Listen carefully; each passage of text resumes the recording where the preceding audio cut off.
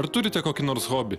Aš neturiu, ką man hobis, ašgi milijonierius. Na, hobis padeda atsipalaiduoti, pailsėti. Ką man tas hobis, jeigu aš pinigų turiu? Hobiais tegul varguoliai užsiminė. Iš vis, hobis yra ubago pramoga. Renka ten tas markutės, klijuoja, keičiasi. Aš ten turiu vokiškų laikų pasilikęs, o aš turiu prieš karinę su štampo. Nu ir gyrėsi. Nesąmonė kažkokia. Yragi tarptautinis žodis tokiam tipam apibūdinti. Filatelistai? Psichai.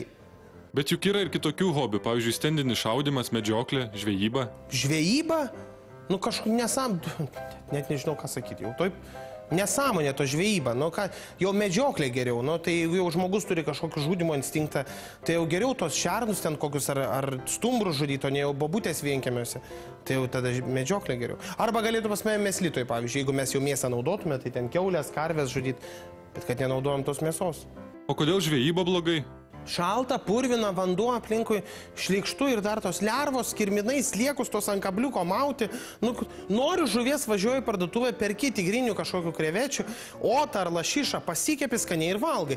Tai nebrautis prie to ežero, šert uodus, ten muses visokias, erkės šitas, nu, ar čia malonu. Sėdi paskui valtį sušalęs į vieną tašką spoksai kaip narkomanas ir ką, nu, žvejyba yra nuobodu.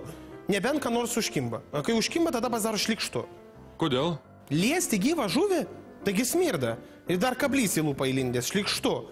Mačiau per teliką, tai irgi pagavo žuvį ir iškart paleido ją. Tai koks tikslas? Rankas susismardinti ar ką? Sakau, kad beprasmė ta žvejyba yra. Išvis, geriausia žuvis yra dešra. Pas mane ceche net yra parašyta ant sienos. Geriausia žuvis yra dešra, kad visi matytų ir žinotų. Nieko iš žuvies nesiruošiate gaminti mėslytoje?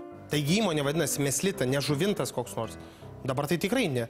Gal po to ir gaminsim kokius ten pirštelius, žinai, iš žuvų žarnų ir galvų, kaip ten sumala ir padaro. Bet dabar tai tikrai ne. Mesgi turim labai perka tie mūsų žvėjai dešras, vadinasi nuotykių dvasia. Šiaip nesiskiria nuo paprastų, bet užrašyta, kad labai tinka valgyti gamtoje. O tai netinka valgyti gamtoje? Tai iš viso netinka valgyti. Bet varguolis ant ežero kranto, tai pasiruošęs bet kas sušlams sušalęs tenai sėdėdamas. Ir pinigus dar moka už tai. Negaliu atsistebėti.